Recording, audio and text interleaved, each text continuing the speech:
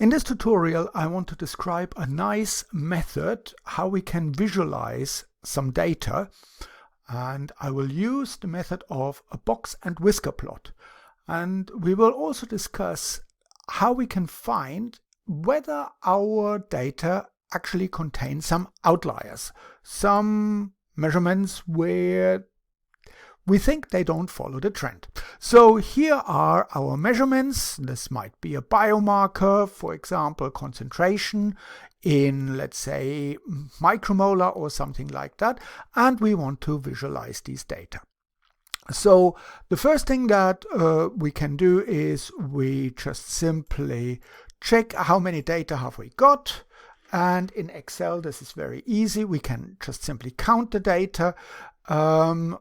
Or we use the count function, so equals count.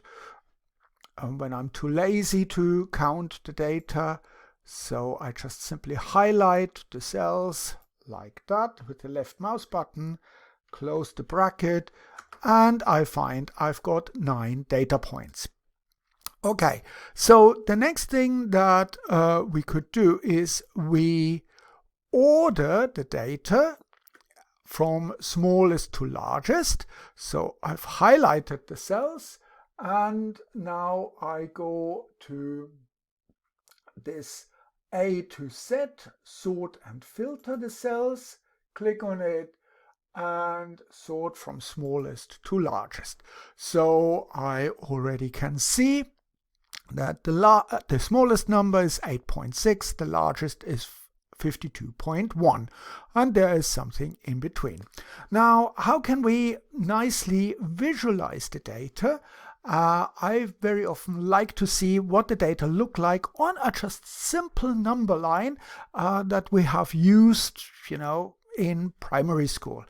And the way you can do that in Excel is with a little trick. You can just simply do the following. You just simply put in another column with a 0, and then you see this black crosshair in the right hand bottom corner. Keep the left mouse button clicked, and we attach zeros to everything. Now we highlight both columns, go to insert, and we include a simple scatter plot. So here we've got a nice number line. We don't actually need the y-axis, so we can get rid of the y-axis. We don't need a chart title. We can get rid of that. And what we get is this nice number line that we can see, and we can visualize our data. And we've got our data point, and if we move the mouse to the individual data points, we get some information about these data points. So that is a nice visualization of the data with a simple number line. But we can do a little bit more, and what we can do is we can try and split the data in quartiles. And what we will do for that is we say, right, we want to have the data split into 2 groups, and these groups should be equal in size. So what we basically do is we find the median of the data here. And that's quite easy. We just say, okay, we've got 9 data, so we want to have 4 data points below the median and 4 data points above the median. And how do we find the median? So we know that we need 4 data points, 1, 2, 3, 4 data points below the median, and 1, 2, 3, 4 data points above the median. So the median would be this value here. And we can very easily verify this in Excel, because Excel can calculate the median. So we do that with the median function here. And we just simply highlight the cells and we get the median as 26.2. So we see that the median, that would be this value here, 26.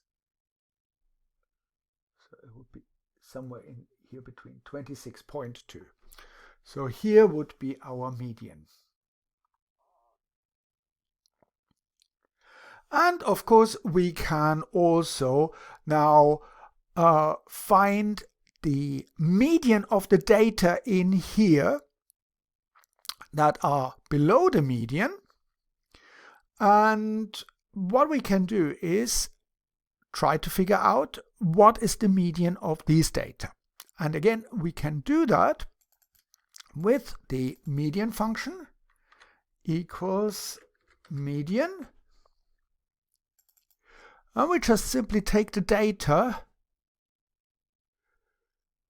like that. Now you notice that I've included the median, and this is sort of an inclusion calculation. Let's first do this calculation. We get 21.8. So the median of the upper, or the median of the data that are below the median would be this one here.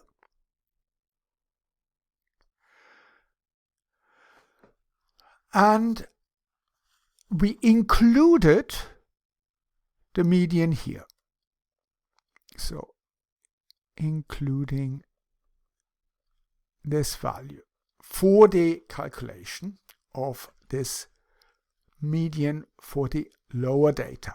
We can also do the median for the upper data, and again we calculate median,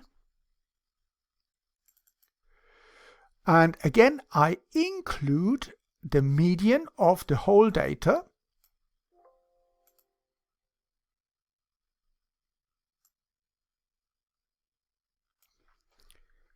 Close the bracket.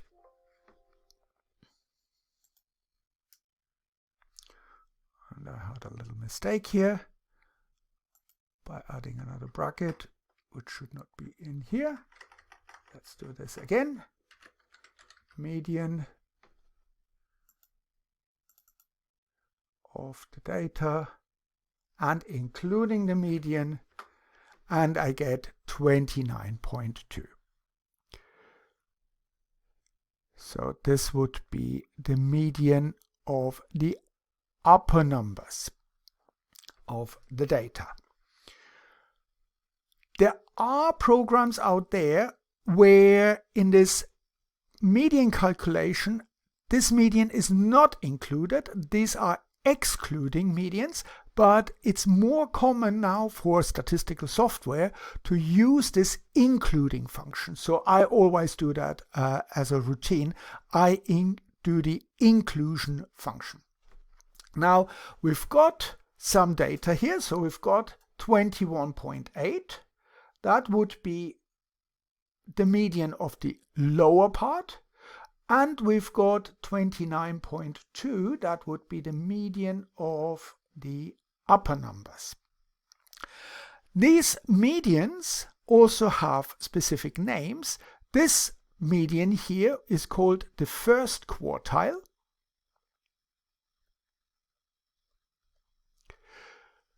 This here would be the second quartile. And this one here would be the third quartile of the data. And quartile, because they divide the numbers into 1/4 of the data. So what we've got here, we've got our set of data here, and as I said here, we've got the first, here is the second, and here would be the third quartile. And we can actually draw a little box around that. So this is our box, and as you probably figured, this is the box. Okay, so we've got a box, and now what we can do is we can calculate what is called the interquartile range. Interquartile range. And this interquartile range is the third quartile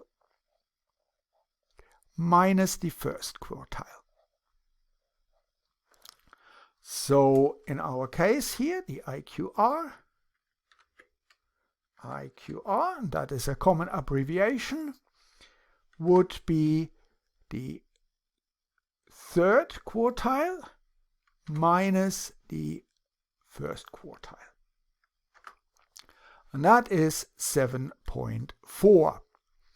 So what does that mean? Well, actually, this interquartile range, that is this range here, that is the IQR. And within this interquartile range, we have 50% of the data located, because this part here is 1/4 of the data, then we've got 50% of the data, and here we've got another 1/4 of the data. So this is the IQR. We have 7.4, and in order to find outliers, there is a sort of a rule of thumb which is guided by what is called two-keys fences. Two-keys fences. And these two-keys fences say that if data are beyond or outside an area on this plot, then they will be classified as outliers. And the common notation for two-keys fences would be that we say if data points are, so points are smaller than first quartile minus 1.5 times IQR, or third quartile plus 1.5 times IQR. Data are smaller, larger than this fence, then they are classified as outliers. So let's quickly calculate the two-key fences. And for the lower one, we would calculate, so we would calculate IQR times 7.5, so equals 1.5 times the IQR,